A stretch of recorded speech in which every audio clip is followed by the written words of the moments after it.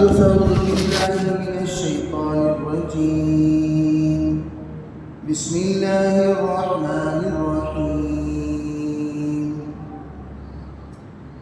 كلوا واشربوا ولا تسرفوا وقال النبي صلى الله عليه وسلم بركة الطعام البدوء قبله والبدوء بعده وقال عليه الصلاة والسلام يا إكراش سم الله كل مما يليك أو كما قال عليه الصلاة والسلام اللهم أيدنا بتأييدك اللهم أيدنا بتأييدك اللهم أيدنا بتأييدك يا رب العالمين.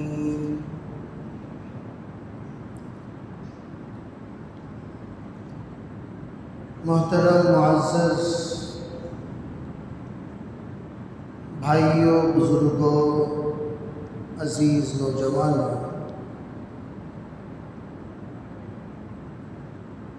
حضرت جناب محمد رسول اللہ صلی اللہ علیہ وسلم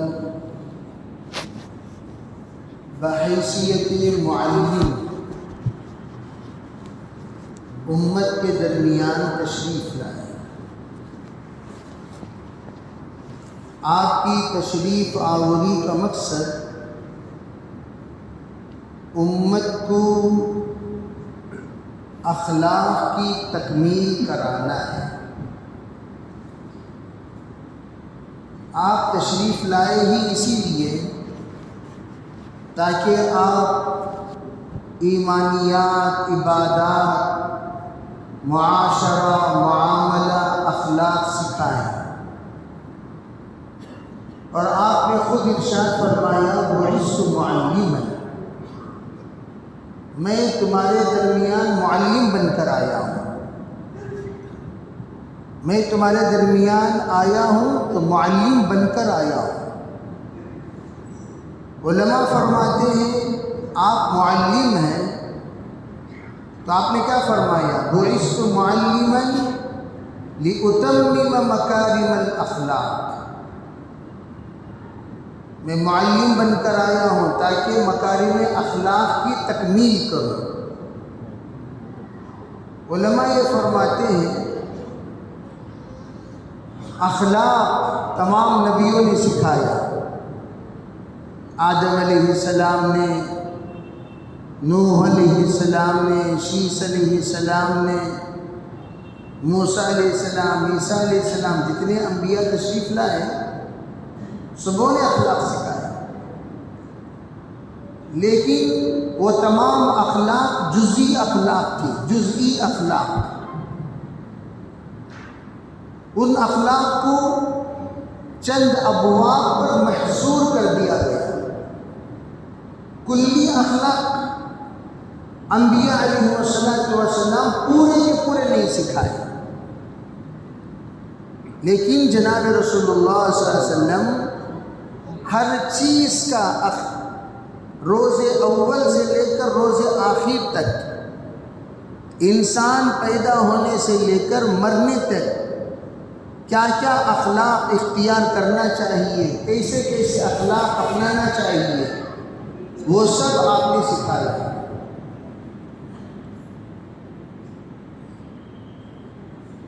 اور وہ اخلاق آپ علیہ السلام نے مکمل سکھا کر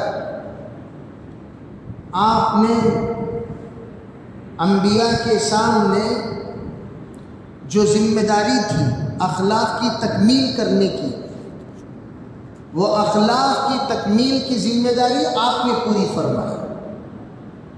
اسی لیے آپ نے مثال دی، انبیاء اور میری مثال ایسی ہے جیسے ایک عمارت، وہ عمارت، پوری عمارت یوں سمجھو وہ سب انبیاء ہیں۔ لوگ دیکھنے والے عمارت کو دیکھ کر اس سے تلذذ اور تفریح کرنے والے آتے رہے، اور جب عمارت کو دیکھتے تھے تو یوں پوچھتے تھے ارے بھائی وہ کونے میں اینٹ کیوں چھوڑ دیے؟ ایک اینٹ کی جگہ ہمیشہ خالی رہتی تھی، وہ اینٹ کے بارے میں ہر ایک دیکھنے والا پوچھتا تھا یہ اینٹ کی جگہ خالی کیوں چھوڑ دیے؟ آپ نے فرمایا وہ اینٹ میں ہوں، میں آ گیا، وہ اینٹ کی جو جگہ ہے وہ پر ہو گئی۔ لا نبی بعدی، آپ نے فرمایا میں آخری نبی ہوں، میرے بعد کوئی نبی نہیں۔ گویا اسلام نے جتنے انبیاء کو بھیجنے کا فیصلہ فرمایا وہ پورے انبیاء کی تکمیل کے لیے میں آ گیا ہوں۔ تو جناب رسول اللہ صلی اللہ علیہ وسلم 1,24,000 نبیوں کا تتمہ ہے، تکمیلہ ہے، خاتم ہے۔ آپ کے ذریعے سے اللہ نے سلسلے نبوت کو ختم کر دیا۔ تو گویا سرکار کے ذمے یہ بھی تھی کہ جتنے انبیاء نے جو جو سکھا کر ادھورا چھوڑ دیا وہ تمام ادھورے چھوڑی ہوئی چیزوں کو آپ مکمل کیجیے۔ چنانچہ آپ علیہ الصلوۃ والسلام نماز کی بھی آپ نے تکمیل فرمائی۔ تمام نبیوں نے نماز سکھائی لیکن اس نماز کی تکمیل آپ نے فرمائی۔ روزہ نبیوں نے سکھایا لیکن روزے کی تکمیل آپ نے فرمائی۔ حج نبیوں نے سکھایا لیکن حج کی تکمیل آپ نے فرمائی۔ زکوٰۃ نبیوں نے بھی دیا لیکن آپ نے زکوٰۃ کی تکمیل فرمائی۔ صدقات نبیوں نے بھی سکھایا لیکن آپ نے صدقات کی تکمیل فرمائی۔ اسی طرح آداب نبیوں نے بھی سکھایا لیکن آپ نے آداب کی تکمیل فرمائی۔ تمام آداب جناب رسول اللہ صلی اللہ علیہ وسلم نے مکمل فرما دیے۔ آپ نے فرمایا ادبنی ربی فاحسن تأدیبی، میرے پروردگار نے مجھے باادب بنایا اور بہترین میری تربیت فرمائی۔ جناب رسول اللہ صلی اللہ علیہ وسلم آداب کس طریقے سے گفتگو کرنا چاہیے، کس طریقے سے بال رکھنا چاہیے، کس طریقے سے مونچھ رکھنا چاہیے، داڑھی ہو تو کیسی ہو، لباس ہو تو کیسا ہو، چال ہو تو کیسا ہو، بیٹھک ہو تو کیسی ہو، دیکھنا ہو تو کیسے دیکھے، انسان بولنا ہو تو کیسے بولے۔ دنیا میں انسان آنے کے بعد جن جن چیزوں کا یہ ضرورت مند ہوتا ہے وہ تمام چیزیں انبیاء نے سکھائی، تو اللہ کے رسول نے ان تمام کی تکمیل فرمائی۔ اسی لیے آپ نے فرمایا بس میں آ گیا ہوں، میرے بعد کوئی نبی نہیں آئے گا، انا خاتم النبیین لا نبی بعدی۔ فرمایا اگر میرے بعد کسی کے اندر نبوت کی صلاحیت ہے تو وہ صرف حضرت عمر رضی اللہ تعالیٰ عنہ ہے۔ لو کان بعدی نبی لکان عمر، حضرت عمر آخری نبی ہو سکتے تھے لیکن اللہ نے عمر کو نبی نہیں بنایا، اللہ نے عمر کو صحابی بنایا۔ تو حضرت عمر جب نبی نہیں بنے تو کوئی نبی نہیں بنے گا، یہ بات طے ہو رہی۔ تو میں عرض کرنا چاہتا ہوں اللہ کے رسول علیہ الصلوۃ والسلام فرماتے انا لکم بمنزلۃ الوالد للولد، میں تمہارے درمیان ایسا ہوں جیسے باپ اپنے اولاد کے لیے ہوتا ہے، باپ اپنے بچوں کے لیے ہوتا ہے، جیسے باپ ایک ایک چیز کے اوپر نظر رکھتا ہے، بیٹا کیا کر رہا ہے، بیٹا کیا دیکھ رہا ہے، بیٹا کیا سن رہا ہے، بیٹے کی نظر کہاں ہے، بیٹے کی نظر کیسی ہے، جس طریقے سے باپ اپنے اولاد میں سے ہر ایک کی نظر رکھتا ہے اور رکھ کر کہتا بیٹا یہ لباس مت پہنا کرو، یہ چال مت چلا کرو، یہ صحبت مت اختیار کرو، یہ دوستی اچھی چیز نہیں ہے، ان سے مت، ان کے ساتھ مت رہا کرو، ان کے ساتھ رہا کرو۔ جس طرح یہ باپ کی نگرانی ہوتی ہے اس طرح جناب محمد رسول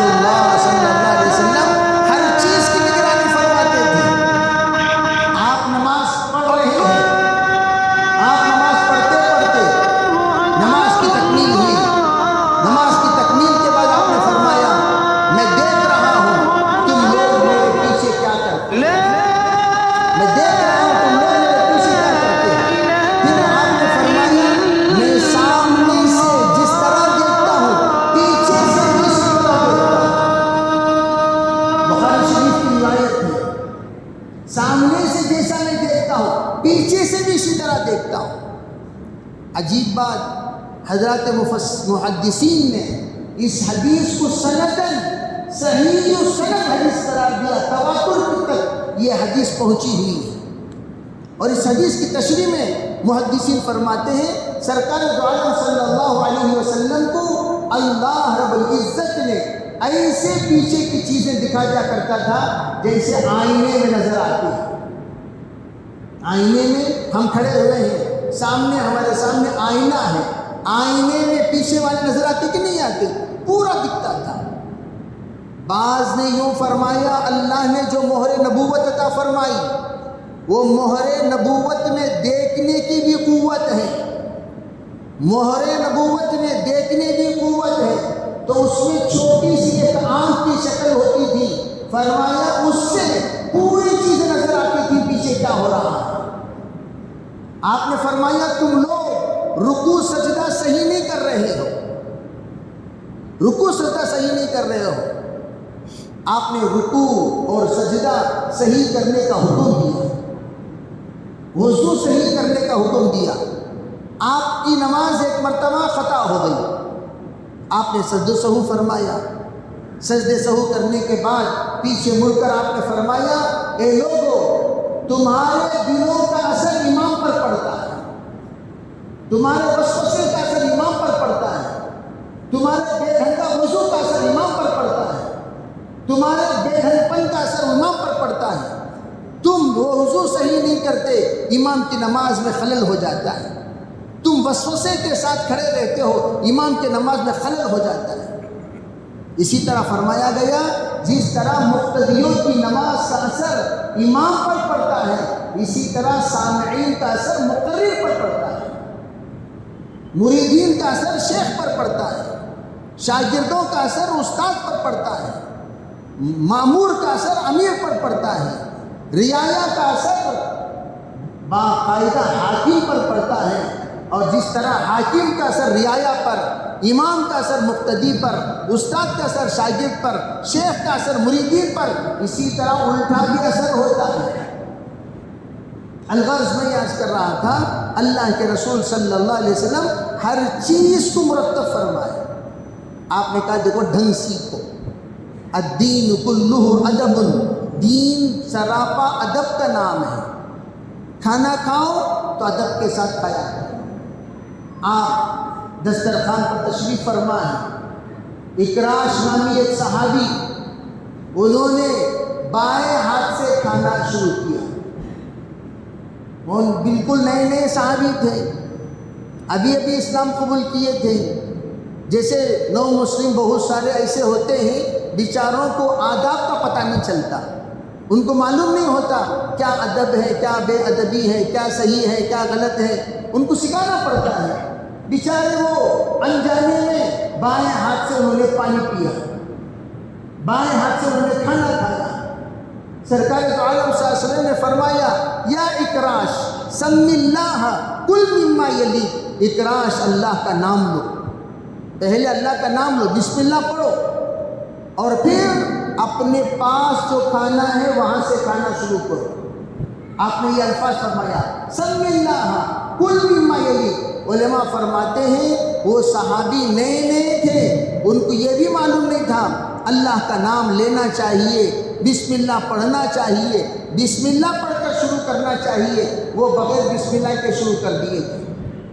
جیسے آج بھی ایک بڑا مجمع ہمارا ایسا ہے جو بسم اللہ پڑھنا ہی نہیں جانتا، وہ بسم اللہ پڑھتے ہی نہیں، حالانکہ جانتے ہیں کہ بسم اللہ پڑھنا ثواب کی چیز ہے، بسم اللہ پڑھنا برکت کی چیز ہے، بسم اللہ پڑھنے کے فوائد کیا ہیں۔ علماء فرماتے ہیں اس حدیث کے تحت جناب رسول اللہ صلی اللہ علیہ وسلم نے فرمایا جس وقت کوئی بندہ دسترخوان پر بسم اللہ پڑھ کر کھانا کھاتا ہے، بسم اللہ بسم اللہ، صرف بسم اللہ، اس پر سب کا اتفاق ہے۔ یہ بھی ایک روایت ہے در منصور کی جس میں بسم اللہ وعلی برکت اللہ، لیکن تمام کتابیں سیاستہ میں بسم اللہ ہے، بسم اللہ پڑھو کھاؤ، تو بسم اللہ پڑھا کھایا، اللہ کا نام لیا کھایا۔ فرمایا جو شخص اللہ کا نام لے کر کھاتا ہے فرشتے خوش ہو جاتے ہیں اور اس کی معیت میں فرشتوں کی صحبت ہو جاتی ہے۔ اور شیطان کیا کہتا ہے؟ جنات میں، شیاطین میں یہ جماعت ہے جس جماعت کو عامرین کہا جاتا ہے، وہ عامرین کی جماعت گھروں میں ہوتی ہے۔ وہ جماعت جو جنات کی ہے وہ یوں کہتی ہے، اے لوگو فوراً یہاں سے نکلو، لا طعام لکم اليوم، آج تمہارے لیے یہاں کھانا نہیں ہے۔ اس دسترخوان پر وہ لوگ چلے جاتے ہیں، پہنچ جاتے ہیں جہاں پر بسم اللہ نہیں پڑھا جاتا۔ اسی لیے علماء کہتے ہیں جس دسترخوان پر بسم اللہ نہیں پڑھتے اس دسترخوان پر شیاطین ہوتے ہیں کھانا کھاتے وقت۔ دنیا کی باتیں کرتے ہوئے بسم اللہ پڑھے بغیر، اللہ کا نام لیے بغیر کوئی کھانا کھاتا ہے، شیاطین کی صحبت۔ حضور کی خدمت میں ایک آدمی کے سلسلے میں اطلاع دی گئی، اللہ کے رسول 7 مرتبہ لوگ بیٹھ کر اٹھ گئے، یہ ایک آدمی اٹھنے کو تیار نہیں۔ کیا مطلب؟ دسترخوان بچھایا گیا، لوگ آئے، بیٹھے، کھائے، کھا کر سب لوگ فارغ ہو گئے اور ایک آدمی کھا رہا ہے، اور ایک جماعت آئی، بیٹھی اٹھی، وہ بھی چلی گئی، تیسری آئی، بیٹھی اٹھی، وہ بھی چلی گئی، چوتھی آئی، بیٹھی اٹھی، وہ بھی چلی گئی، پانچویں آئی، بیٹھی اٹھی، وہ بھی چلی گئی، لیکن یہ آدمی کھا رہا ہے، کھا رہا ہے، کھا رہا ہے، کھا رہا ہے۔ آپ کی خدمت میں کہا گیا یہ کھا ہی رہا ہے، اٹھ ہی نہیں رہا ہے۔ تو حضرت نے فرمایا المؤمن یأکل بمعن واحد والکافر یأکل بسبع امعاء۔ آپ نے فرمایا ارے بھائی یہ جو بسبع امعاء، فرمایا کہ مومن یہ ایک آنت سے کھاتا ہے، کافر 7 آنت سے کھاتا ہے۔ کافر کا پیٹ جلدی نہیں بھرتا، مومن کا پیٹ جلدی بھر جاتا ہے۔ مومن جب بسم اللہ پڑھ کر کھائے گا، کھانے کے بعد فوراً وہ جتنا کھانے کی ضرورت ہے اتنا کھانا کھانے کے بعد الحمدللہ الذی اشبعنا واروعنا وانعم علینا وافضل دعا پڑھ کر بندہ اٹھ جاتا ہے۔ جناب رسول اللہ صلی اللہ علیہ وسلم نے حضرت عمر رضی اللہ تعالی عنہ جب 3 دن کے بھوکے، حضرت صدیق اکبر و عمر جب دونوں کے دونوں جناب رسول اللہ صلی اللہ علیہ وسلم کے ساتھ جب بھوک کی حالت میں نکلتے ہوئے باہر چلتے جا رہے ہیں، ابو ایوب انصاری کی اطلاع ملی، سرکار باہر نکلے ہیں، ساتھ میں ابو بکر و عمر ہیں۔ ابو ایوب رضی اللہ تعالی عنہ دوڑتے ہوئے آئے، کہنے لگے حضور کیا کتنی بڑی سعادت ہوگی میرے لیے، آپ میرے گھر تشریف لاتے اور دوپہر کا کھانا تناول فرماتے۔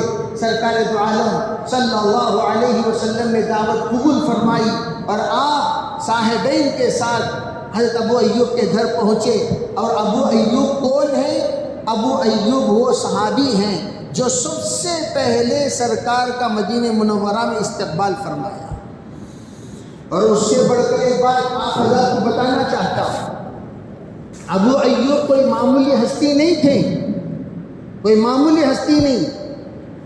حمیر ایک بادشاہ گزرا، جس طریقے سے مصر کے بادشاہوں کو فرعون کہا جاتا ہے، ویسے یمن کے بادشاہ کو حمیر کہا جاتا ہے۔ فرعون 22 فرعون گزرے ہیں، لیکن وہ فرعون جو موسیٰ علیہ السلام کے زمانے کا فرعون ہے، وہی آج تک بھی وتاؤٹ کیمیکل اس کی باڈی جو کے تو باقی ہے، یہاں تک کہ اس کے ناخن بھی پڑ رہے ہیں۔ اللہ نے اس کو نشانی بنا دیا قیامت تک کے لیے۔ دیگر بھی فرعونہ موجود ہیں، لیکن وہ کیمیکل کے سہارے وہ جی رہے ہیں، یعنی کیا مطلب ان کی باڈی محفوظ ہے تو کیمیکل کے سہارے۔ اور جو موسیٰ علیہ السلام کے زمانے کا فرعون ہے، اس کی باڈی بغیر کیمیکل کے سہارے وہ محفوظ ہے۔ اللہ نے اسے تا قیامت نمونہ بنایا، عبرت کا سامان بنایا، سبق آموز واقعہ بنایا۔ تو اس طرح حمیر اس بادشاہ کو کہتے ہیں جو یمن کا ہے، وہ پکا عیسائی تھا۔ 600 جس وقت عیسیٰ علیہ السلام تشریف لا کر چلے گئے، 570 سال کا فاصلہ ہے آپ کے اور عیسیٰ علیہ السلام کے درمیان۔ تو وہ پکا عیسائی بھی اور بڑا عابد بھی، بڑا زاہد بھی، بڑا نیک انسان۔ اس نیک انسان کے پاس ایک مرتبہ عیسائی پادری بیٹھ کر، جو اچھے لوگ تھے، صحیح بولنے والے تھے، انہوں نے انجیل کی جو پیشن گوئی ہے وہ سنائی۔ یأتی من بعد اسمہ احمد، جس طرح قرآن نے پیشن گوئی دی عیسیٰ علیہ السلام کے بعد ایک نبی آئیں گے جن کا نام احمد ہوگا، اسی طریقے سے انہوں نے بھی کہا کہ ایک نبی آنے والے ہیں، مدینہ منورہ ان کی ہجرت کی جگہ ہوگی، اور وہ باقاعدہ آئیں گے، آخری پیغام اللہ کا سنائیں گے، آخری نبی ہوں گے، آخری پیغمبر ہوں گے۔ تو ان کو یہ سنایا گیا، کھجور کا گاؤں، اونٹوں کا گاؤں۔ تو تحقیق کرنے پر پتہ چلا وہ یثرب ہے، طابہ ہے، جس کو بعد میں مدینہ نام رکھا گیا، پہلے اس کا نام یثرب تھا، طابہ تھا۔ تو انہوں نے ایک خط لکھا، کس کے نام؟ سرکار دو عالم صلی اللہ علیہ وسلم کے نام خط لکھا، اور اس خط میں اپنے محبت کا اظہار فرمایا، عقیدت کا اظہار فرمایا، اپنے ان پر ایمان لانے کا اظہار فرمایا کہ میں آپ پر ایمان لانے والوں میں سب سے پہلا ایمان والا ہوں، جو آپ پر آپ کا کلمہ پڑھ رہا ہوں، آپ پر ایمان لا رہا ہوں۔ اگر میری زندگی میں آپ تشریف لائیں گے تو میں آپ کو ایسا ساتھ دوں گا جیسے چچازاد بھائی کو ساتھ دیتا ہے۔ اس طرح ایک خط لکھ کر انہوں نے ایک مکان بنوایا، 2 چھتی کا مکان اس زمانے کا۔ مکان بنانے کے بعد انہوں نے اپنے وارث کو وہاں ٹھہرایا اور کہا بیٹا آج نہیں تو کل ضرور وہ آئیں گے، جب آئیں گے تو اس گھر میں قیام کرانا، اس گھر میں قیام کرانا، سب سے پہلا استقبال تو کرنا اور ان کی خدمت تجھے کرنا ہے، اور جو ہی آئے سب سے پہلا میرا خط ان کو پہنچا دینا۔ ام قوم تبع، جہاں پر قرآن پاک میں موجود ہے، اس کے حاشیے میں جلالین میں یہ واقعہ منقول ہے۔ جس وقت اللہ تعالیٰ ہجرت کا حکم دیا جناب محمد رسول اللہ صلی اللہ علیہ وسلم کو، اب آپ ہجرت فرما کر جب مدینہ منورہ تشریف لائیں، تشریف لانے کے بعد دیکھیے اللہ کا عجیب و غریب نظام، اللہ نے ہجرت فرمانے کا حکم تو دے دیا لیکن قیام طے نہیں فرمایا۔ قیام کے بارے میں کیا ہوا؟ اونٹنی کو، جو قصوہ ہے حضور کی اونٹنی، اس کے سلسلے میں اللہ کے طرف سے اشارہ ہوا، آپ یہ فیصلہ، اس لیے کہ دیکھیے مکہ یہ حضور کا ددیال ہے، مدینہ یہ حضور کا ننیال ہے۔ مدینہ میں حضور صلی اللہ علیہ وسلم کے چاہنے والے بہت، اور عموماً آپ دیکھتے ہیں نانی کے گھر میں محبت بھی عجیب و غریب ہوتی ہے۔ ددیال میں بعض لوگوں کی اتنی محبت نہیں مل سکتی جتنی محبت ننیال میں مل جاتی ہے۔ تو اسی طرح کا معاملہ تھا سرکار کا بھی، ددیال والوں کی طرف سے حالات پر حالات، حالات پر حالات، حالات پر حالات، لیکن ننیال والوں میں استقبال کا ایک جذبہ پیدا ہوا، استقبال کیا انہوں نے۔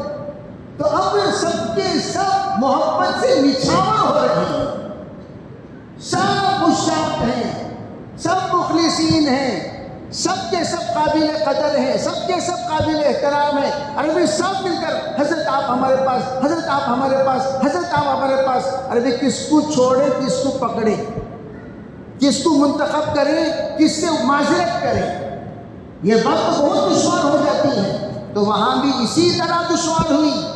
سرکار دو عالم صلی اللہ علیہ وسلم کو اشارہ ہوا، آپ یہ فیصلہ اپنے ذمے نہ رکھیں، آپ کے ذمے رہے گی تو پھر یہ فیصلہ اگر آپ کریں گے تو لوگ یہ سوچیں گے دیکھا ان کو منتخب کیا اور ہمیں چھوڑ دیا، دیکھا ان کو چنا، تو اس طریقے سے دل شکنی کا سبب بنے گا۔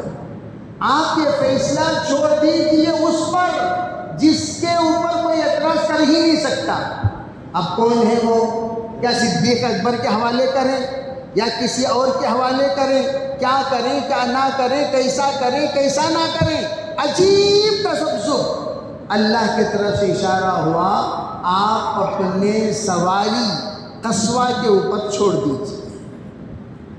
کائنات میں سب سے پہلا واقعہ کہ ایک سواری کے تابع وقت کے نبی کو کر دیا گیا، حقیقت میں یہ بڑی حکمتوں والی باتیں تھیں، اور اللہ کی طرف سے اشارہ ہو رہا ہے۔ وہاں سے جی پی ایس اللہ کی طرف سے طے ہو گئی، لوکیشن بھی طے ہو گئی۔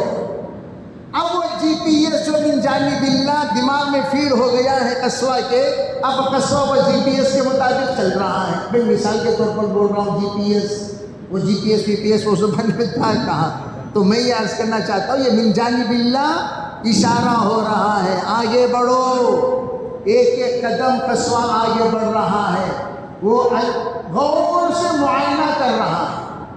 روایتوں میں، سیرت کی کتابوں میں یہ بات لکھی ہے، قصوہ ایسا دیکھ رہا تھا جیسا وہ سب کچھ جانتا ہے، بڑے غور سے گھروں کا مطالعہ کر رہا ہے، بڑے غور سے گھر و دیوار کا مطالعہ کر رہا ہے، کھڑے ہو کر دائیں کا بھی مطالعہ کرتا ہے، بائیں کا بھی مطالعہ کرتا ہے، پھر چند قدم آگے رکھتا ہے، پھر دائیں کا بھی مطالعہ کر رہا ہے، بائیں کا بھی مطالعہ کر رہا ہے، پھر چند قدم ایسا محسوس ہو رہا تھا اس کے مطالعے کو دیکھ کر اب میرا گھر منتخب ہو جائے گا، میرا گھر منتخب ہو جائے گا، میرا گھر چن لیا جائے گا، میرا گھر کا انتخاب ہو جائے گا، میرے لیے سعادت مل جائے گی، میرے لیے نصیب میں مل جائے۔ یہ اس طرح کی ایک عجیب خوشی، اور سب کے سب مخلصین۔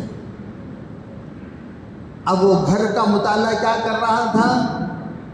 سب سے پہلے ایمان والے کے اس اخلاص کو تلاش کر رہا تھا، سب سے پہلے ایمان والے کے اس خط کو تلاش کر رہا تھا، سب سے پہلے ایمان والا حمیر جس نے کلمہ پڑھ کر عہد کرتا ہوا اگر میں رہوں گا تو آپ کے تابع ہو کر رہوں گا۔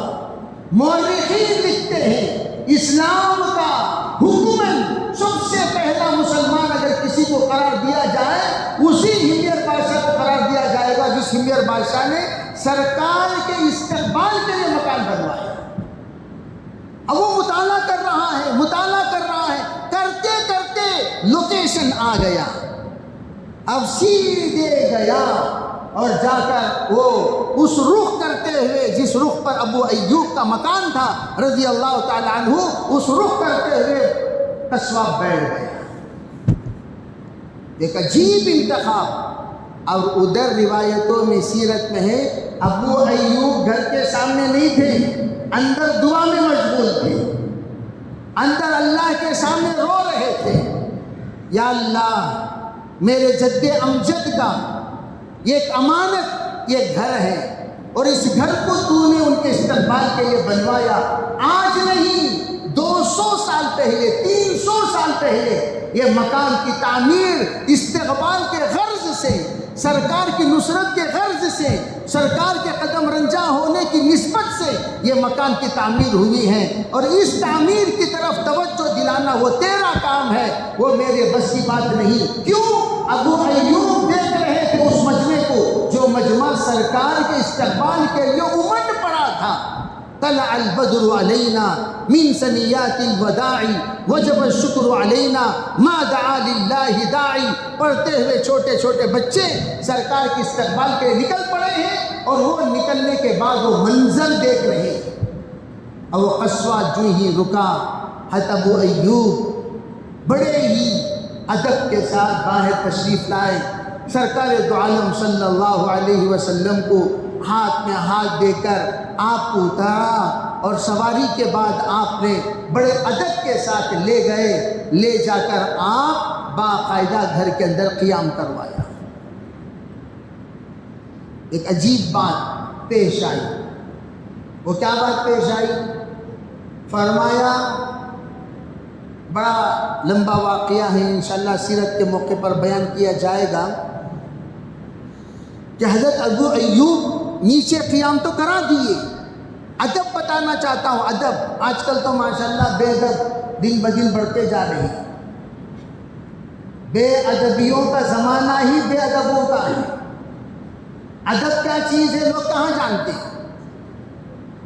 جب بکنا شروع کرتے ہیں نہ باپ کو دیکھتے ہیں، نہ دادا کو دیکھتے ہیں، نہ چچا کو دیکھتے ہیں، نہ تایا کو دیکھتے ہیں، نہ ماں کو دیکھتے ہیں، نہ خالہ کو دیکھتے ہیں، نہ پھوپھی کو دیکھتے ہیں، نہ نانی کو دیکھتے ہیں، استاد کو بھی نہیں دیکھتے، علماء کو نہیں دیکھتے۔ ارے بھئی یہ کون ہے جس کے سلسلے میں زبان درازی کر رہا ہوں؟ میں ہمیشہ کہا کرتا ہوں، سنو، تنبیہاً یہ عرض کرنا چاہتا ہوں، اگر علماء کے سلسلے میں، اولیاء اللہ کے سلسلے میں، اکابرین کے سلسلے میں، بزرگوں کے سلسلے میں دلوں میں نفرت رکھو گے، زبان پر غیبت رکھو گے، سنو میری بات، دلوں میں نفرت رکھو گے، زبان پر غیبت رکھو گے، ذہنوں میں کدورت رکھو گے، بغیر ایمان کے دنیا سے جاؤ گے۔ یہ لکھ کر رکھ لو، دلوں میں بسا لو، اپنے آخری دم تک اس بات کو ذہن نشین کر لو، اگر ایمان کے ساتھ مرنا چاہتے ہو اللہ اور اللہ والوں سے محبت کیا کرو۔ یہ نفرتیں اچھی چیز نہیں ہے۔ منہ میں جو آیا بک دیا، منہ میں جو آیا کہہ دیا، ادھر سنو ادب، ادھر دیکھو ادب۔ جب دیکھا ابو ایوب انصاری نے نیچے کے مکان میں سرکار تشریف فرما ہے اور اوپر میں، فرمایا پوری رات ابو ایوب رضی اللہ عنہ، ان کے اہلیہ محترمہ، ان کے پورے بچے دیوار سے چپک کر بیٹھ گئے، ہرگز رات بھر نہیں سوئے۔ یہ سوچ کر نیچے سرکار، اوپر ہم، یہ بے ادبی کہاں سے قابل برداشت ہے؟ اوپر نیچے سرکار، اوپر ہم سوئے اور آپ کی بے ادبی ہو جائے۔ سرکار یہاں آرام فرما رہے ہیں، اوپر کی چھت میں سب کے سب پوری رات جاگ کر دیوار سے چپک کر کھڑے ہوئے ہیں۔ کہیں سامنے کی چھت اگر ہم سوئیں گے سرکار کی بے ادبی ہوگی۔ یہ بے ادبی اللہ کو قابل معافی تلافی نہیں ہے۔ اللہ تو دیکھ رہا ہے۔ حضرت ابو ایوب دوسرے دن بڑے ادب سے تشریف لائے اور سرکار کے سامنے پورے خدمات کے ساتھ و ساتھ بڑے ہی آداب کا لحاظ رکھتے ہوئے عرض کرنے لگے، سرکار دو عالم صلی اللہ علیہ وسلم سے، حضور بڑے ہی ادب سے یہ عرض کرنا چاہتے ہیں کہ ہم جانتے ہیں کہ آپ کو نیچے زیادہ سہولت ہوگی، لیکن اوپر کے مقابلے میں ہم نے اوپر کا نظام ایسا بنایا ہے کہ انشاءاللہ آپ کو کسی طرح کی تکلیف نہیں ہوگی، ہر طرح کے سہولتیں ہم مہیا کریں گے۔ مہربانی ہوگی کہ آپ اگر اوپر تشریف لے جاتے، ہم لوگ نیچے رہ جاتے ہیں۔ یہ بے ادبی کہ آپ نیچے اور ہم اوپر، یہ ہمارے لیے قابل برداشت نہیں ہے۔ سرکار نے اس ریکویسٹ کو، اس درخواست کو قبول کیا اور حضور جا کر اوپر قیام فرمایا۔ خیر ابو ایوب کے گھٹی میں تو سرکار دو عالم صلی اللہ علیہ وسلم کی خدمت تو تھی ہی۔ جس وقت دیکھا کہ دوپہر کے وقت میں صدیق اکبر، عمر فاروق سرکار تشریف لا رہے ہیں، دوڑتے ہوئے حضور حضور حضور ضیافت قبول کیجیے، آپ تشریف۔ دیکھو مخلصین جب ضیافت کے لیے بلاتے ہیں قبول کر لیا کرو۔ ان کے ضیافت میں اخلاص، للہیت، صرف اللہ کو راضی کرنے کی نیت ہوتی ہے۔ مفتی اشرف علی صاحب رحمۃ اللہ علیہ ایک مرتبہ واقعہ بیان کرنے لگے، ایک صاحب آئے، کہنے لگے، حضرت السلام علیکم صاحب، پہچانے کا حضرت؟ بولے بھائی ہم تو نہیں پہچانے۔ حضرت آپ نہیں پہچانے؟ نہیں پہچانے۔ کہ حضرت ایک مرتبہ آپ ہمارے پاس ضیافت پہ تشریف لائے تھے نا۔ حالانکہ لائے تھے یا بلائے تھے، کہ الفاظ میں تو فرق ہونی چاہیے، لائے تھے یا بلائے تھے۔ آپ آ کر التجا کیا، درخواست کیا، منت سماجت کی، ریکویسٹ کیے اور ہر طرح کی خوش آمدید کیے۔ خوش آمدی کے بعد ہم چلو بھائی مخلص لگ رہا ہے، آمدہ ہوئے تھے بھائی، ہونا چاہیے۔ تو حضرت نے فرمایا ہم ایک بار آنے کی جگہ یاد نہیں رکھتے، بار بار آنے کی جگہ ہی یاد رکھتے ہیں۔ زندگی میں ایک بار روٹی کھلا ڈال کو اتنے باتا، زندگی میں ایک بار چائے پلا ڈال کو اتنے باتا، زندگی میں ایک بار احسان کرا ڈال کر اتنے باتیں۔ لا يدخل الجنت منان، یہ بات اچھی طرح سمجھے، احسان جتلانے والا جنت میں کبھی داخل نہیں ہو سکتا۔ ہم یہ کیے، ہم وہ کیے، ہم نے تم پر یہ احسان کیا، اے احسان، ارے تم نے احسان کیا تو تمہاری سعادت کی بات ہے، تم احسان جس وقت جتلاتے ہو پوری نیکی ختم ہو جاتی ہے۔ لا تبطلوا اعمالکم بالمن والاذى۔ تو یہاں ابو ایوب آئے، لے کر گئے اور سرکار نے بڑے اخلاص سے قبول کر لیا، اور آپ جس وقت دسترخوان پر بیٹھے ذبح کر دیا ہے ابو ایوب نے، سرکار دو عالم صلی اللہ علیہ وسلم کے لیے چھوٹا سا ایک دمبا اور کھجور وغیرہ لا کر، خشک اور تر دونوں کھجوریں اس میں موجود تھیں، لا کر پیش خدمت کر دیا، اور سرکار دو عالم صلی اللہ علیہ وسلم نوش فرماتے رہے۔ اتنے میں کھانا بن گیا، سرکار نے سب سے پہلی مرتبہ روٹی لیا، گوشت کے ٹکڑے رکھے اور رکھ کر فرمایا ابو ایوب لے جاؤ، فاطمہ کے گھر بھی پہنچا دو کہ اس بندی نے بھی 3 دن سے کچھ نہیں چکا، 3 دن سے۔ اور پھر خود اس واقعے کی انشاءاللہ تتمہ میں آئندہ کروں گا۔